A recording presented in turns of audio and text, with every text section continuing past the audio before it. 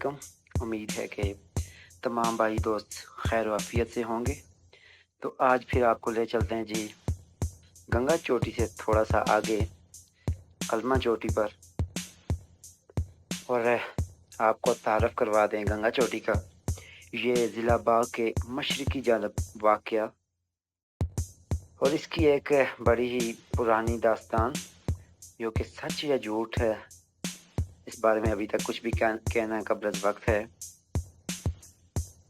یہ 1901 کی بات ہے جب گل بانو، ایک لڑکی جس کا نام گل بانو تھا، وہ بکریاں چرانے کے لیے گنگا چوٹی کا رخ کرتی تھی۔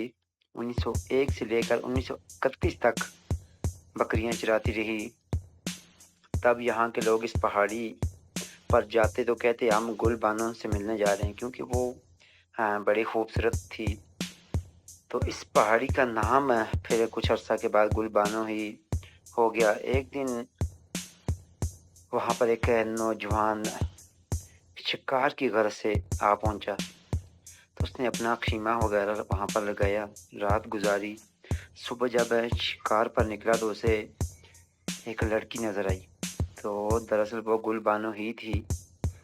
تو اس نے جا کے پوچھا جی گل بانو سے، اے اجنبی تو کون ہے، پہلے تجھے دیکھا نہیں۔ تو جب لڑکی نے پوچھا تو لڑکے نے کہا نہیں، پہلے آپ بتائیں آپ کون ہیں۔ تو پھر شکاری نے جواب دیا میرا نام گنگا ہے، میں یہاں شکار کرنے آیا تھا، لیکن آپ سے مل کر مجھے تو ایسے لگ رہا ہے کہ مجھے